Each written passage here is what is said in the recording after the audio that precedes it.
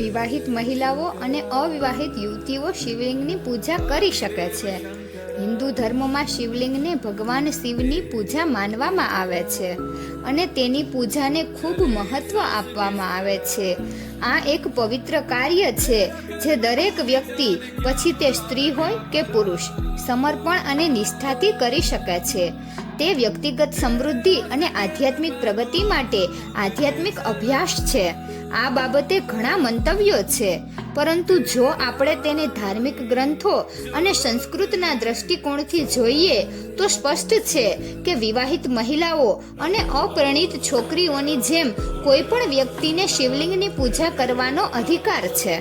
હિન્દુ ધર્મમાં કોઈ પણ પ્રકારની ભક્તિ ધાર્મિક સ્થિતિ અથવા સમાજના આધારે મર્યાદિત નથી. તે દરેક માટે ખુલ્લું છે અને કોઈ પણ જાતિ, સંપ્રદાય અથવા દરજ્જાના લોકોને નામ લેવાની છૂટ છે. આ રીતે વિવાહિત મહિલાઓ અને અપરિણીત છોકરીઓ પણ શિવલિંગની પૂજા કરી શકે છે જ્યારે તેમના હૃદયમાં ભક્તિ અને ભક્તિ જ હોય છે. આ ભગવાન શિવ સાથેનો વ્યક્તિગત સંબંધ છે અને આમાં વ્યક્તિગત ભક્તિ અને પ્રેમનું મહત્વ છે. શિવલિંગની પૂજા કરવાનો મૂળ ઉદ્દેશ્ય ભગવાન શિવની સ્તુતિ કરવાનો અને તેમની કૃપા પ્રાપ્ત કરવાનો છે. આ પૂજા દ્વારા વ્યક્તિ આધ્યાત્મિક શાંતિ, માનસિક શાંતિ અને ભગવાનની કૃપાનો અનુભવ કરે છે. આ ક્રિયા કોઈ પણ વ્યક્તિને તેના જીવનમાં નૈતિક મૂલ્યોની શક્તિ અને દિશા પ્રદાન કરે છે.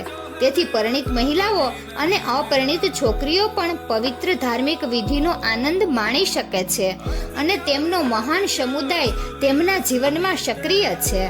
ઘણા લોકોના મનમાં આ સવાલ ઉઠી શકે છે કે શું મહિલાઓને શિવલિંગની પૂજા કરવાનો અધિકાર છે કે નહીં.